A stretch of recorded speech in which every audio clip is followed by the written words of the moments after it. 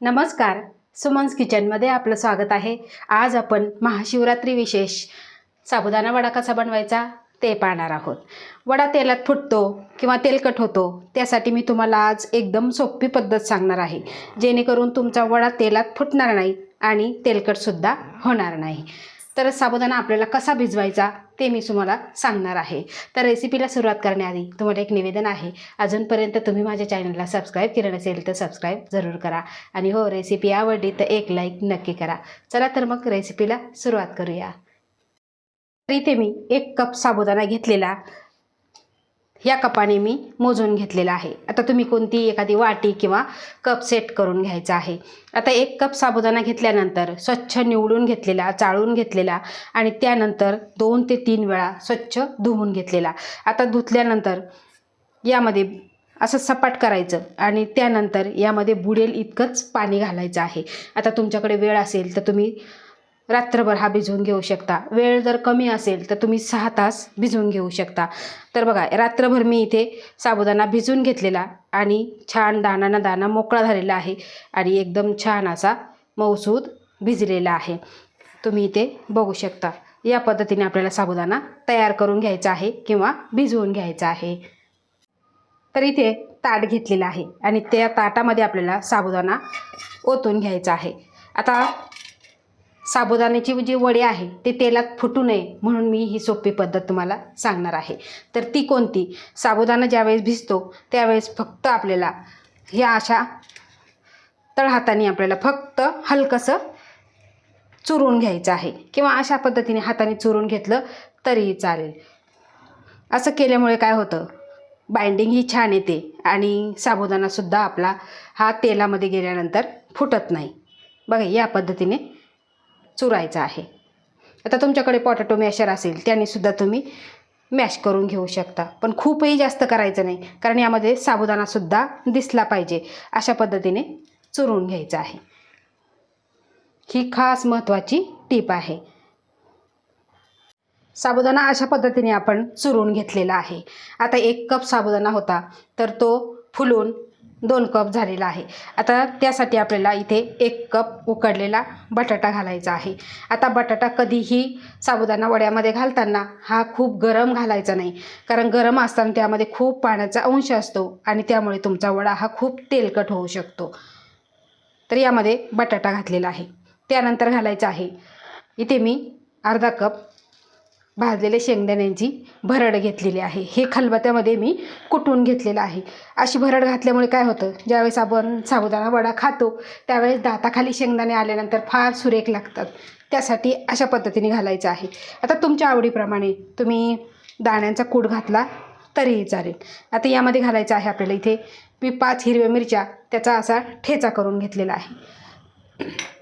तुमच्या आवडीप्रमाणे तुम्ही लाल तिखट घालू शकता, यामध्ये जिरं घालू शकता, कोथिंबीर घालू शकता, पण तुमच्या तिकडे उपवासाला चालत असेल तर घाला। आमच्या इकडे चालत नाही म्हणून मी घालणार नाही। आता चवीपुरतं मीठ घालायचं आहे आणि हे सगळं आपल्याला मिक्स करून घ्यायचं आहे, एकजीव करून घ्यायचं आहे या पद्धतीने। खूप जर गरम गरम बटाटा जर घातला तर मिश्रण हे एकदम ओलं होईल आणि तुमचे वडे हे तेलात फुटतील आणि खूप तेल शोषून घेतील। तर अशा पद्धतीने आपल्याला हे एकजीव करून घ्यायचं आहे। इथे अशा पद्धतीने आपण सगळं एकजीव करून घेतलेलं आहे आणि मळून घेतलेलं आहे। आता आपल्याला फक्त हाताला थोडंसं तेल लावून घ्यायचं आहे। आता तुम्हाला पाहिजे तेवढा तुम्ही गोळा घ्यायचा आणि वडा थापून घ्यायचा आहे। लहान करा, मोठे करा, तुमच्या आवडीप्रमाणे करायचे आहे। तर गोल गोल केल्यानंतर आपल्याला वडा अशा पद्धतीने थापून गोल करून घ्यायचा आहे। बघा, या पद्धतीने। आता बाजू जरी त्याच्या कडेच्या जर चिरटत असतील तर या पद्धतीने थापून घ्यायचा आहे। तर बघा, किती छान असा वडा तयार झालेला आहे। आता अशा पद्धतीने आपण बाकीचे राहिलेले सुद्धा वडे थापून घेऊ। तर इथे सगळे वडे आपण एकसारखे असे थापून घेतलेले आहे। आता आपल्याला वडे तळून घ्यायचे आहे। वडा तळण्यासाठी तेल इथे कडकडीत असं गरम करून घेतलेलं आहे. आणि ज्यावेळेस आपण कढईमध्ये वडा सोडतो त्यावेळेस गॅसची फ्लेम आपल्याला मिडियम ठेवायची आहे. आता तेल किती गरम झालेलं आहे, एक छोटंसं मिश्रण टाकून बघायचं आहे. तर इथे बघा तेल चांगलं गरम झालेलं आहे. गॅसची फ्लेम आपल्याला मिडियम ठेवायची आहे. आता हे आपण काढून घेऊ आणि तेलामध्ये जेवढे वडे बसतील तेवढे आपल्याला सोडून घ्यायचे आहे. खूपही जास्त गर्दी करायची नाही, कारण आपल्याला हलवताना हे पलटी करताना त्रास होऊ शकतो. त्यासाठी मी इथे 4च वडे सोडलेले आहे.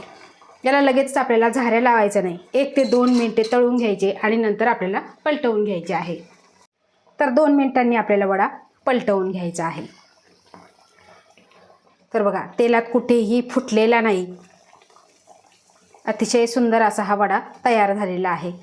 कारण गॅसची फ्लेम जर तुम्ही मोठी ठेवली आणि लगेच वडे तळायला घेतले तर ते फुटू शकतात.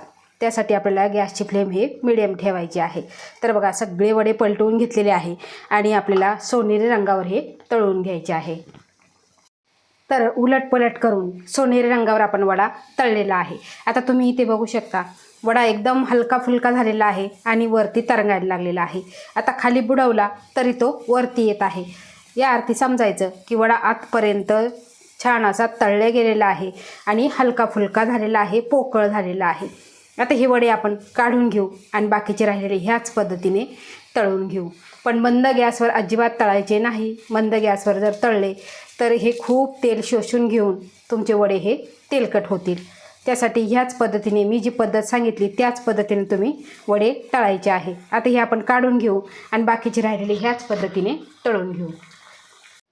तर तुम्ही इथे कढईमध्ये बघू शकता मी वडे काढून घेतलेले आणि एकही कणसुद्धा वड्यामधला निसटलेला नाही किंवा साबुदाणासुद्धा फुटलेला नाही. इथे आपले सगळे वडे तळून तयार झालेले आहे. तुम्ही इथे बघू शकता वडा कुठेही फुटलेला नाही आणि अजिबात असा तेलकटसुद्धा झालेला नाही. तुम्ही इथे बघू शकता मी हातावर प्रेस करून घेतलेला तरी पण कुठेही तेलकट झालेला नाही आणि एकदम चिपचिपा झालेला नाही. वरून कुरकुरीत, आतून एकदम पोकळ असा आपला हा वडा तयार झालेला आहे. तुम्ही इथे बघू शकता असा वडा जर तयार झाला ना की चवीलासुद्धा छान लागतो. आता हा वडा तुम्ही असाही खाऊ शकता किंवा शेंगदाण्याचं जे झिरकं बनवतात त्याबरोबर खाऊ शकता किंवा तुम्ही अगदी दह्याबरोबरसुद्धा खाऊ शकता. अप्रतिम चव लागते. तर माझ्या ह्या पद्धतीने तुम्ही असा जर साबुदाणा वडा बनवला तर तेलकट होणार नाही, कढईमध्ये तेलामध्ये गेल्यानंतर फुटणारसुद्धा नाही, एकदम चिपचिपासुद्धा होणार नाही. तर अशा ह्या सोप्या पद्धतीने परफेक्ट प्रमाणामध्ये माझ्या पद्धतीने तुम्ही ह्या शिवरात्रीला असा साबुदाणा वडा जरूर करून बघा आणि तुमचा अभिप्राय मला कमेंटद्वारे नक्की कळवा. आवडल्यास लाईक करा, शेअर करा, सबस्क्राईब करा आणि बाजूचं बेल आयकॉन बटन प्रेस करा. धन्यवाद.